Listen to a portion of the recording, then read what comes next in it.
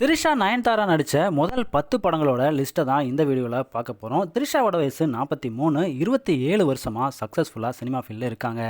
நயன்தாராவோட வயசு 41, 23 வருஷமாக lady super ஸ்டாராக சக்ஸஸ்ஃபுல்லாக சினி ஃபீல்டில் இருக்காங்க. இவங்க 2 பேரில் யார் அதிகமான விருதுகளை ஜெயிச்சிருக்காங்க அப்படிங்கிறத யோசிச்சு வைங்க. வீடியோவோட கடைசியில் பார்க்கலாம். த்ரிஷாவோட முதல் படம் 1999 வந்த ஜோடி படம். இந்த படத்தில் த்ரிஷா சப்போர்ட்டிவ் ரோலில் தான் நடிச்சிருப்பாங்க.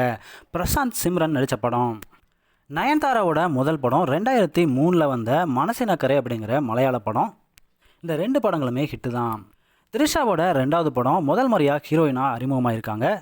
2002 வந்த மௌனம் பேசியதே. சூர்யா த்ரிஷா நடித்த இந்த படம் ஹிட்டு. நயன்தாரா நடித்த 2வது படமும் மலையாள படம் தான். 2004 வெளிவந்த விச்மயதும்பத்து. இந்த படம் ஒரு ஃப்ளாப்பு. த்ரிஷாவோட 3வது படம் 2003 வெளிவந்த மனசெல்லாம். ஸ்ரீகாந்த் கூட ஜோடியாக நடிச்சிருப்பாங்க. எதிர்பார்த்த அளவுக்கு ஹிட் இல்லை.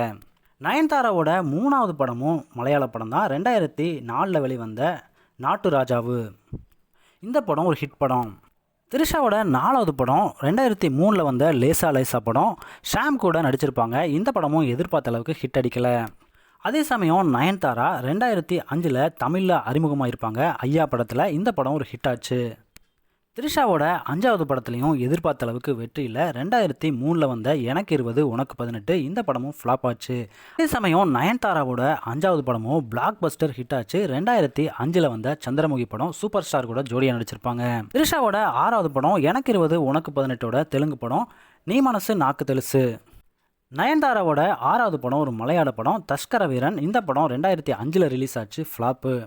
த்ரிஷாவோட 7வது படம் 2003 வெளிவந்த அலை படம். சிம்புக்கு ஜோடியாக நடிச்சிருப்பாங்க. படமும் எதிர்பார்த்த அளவுக்கு வெற்றியை தரல. அதே சமயம் நயன்தாராவோட 7வது படம் 2005 வெளிவந்த ராப்பக்கல் மலையாள படம். இது ஒரு ஹிட் படம். த்ரிஷாவோட 8வது படம் சாமி. விக்ரமுக்கு ஜோடியாக நடிச்சிருப்பாங்க. 2004 வெளிவந்த படம் சூப்பர் ஹிட் படமாக அமைஞ்சது. நயன்தாராவோட 8வது படம் கஜினி. 2005 வெளிவந்த படம் பிளாக் பஸ்டர் ஹிட் ஆச்சு. த்ரிஷாவோட 9வது படம் தெலுங்கு படமாக அமைஞ்சது. 2004 வெளிவந்த வருஷம். இந்த படம் ஒரு ஆவரேஜான படம்.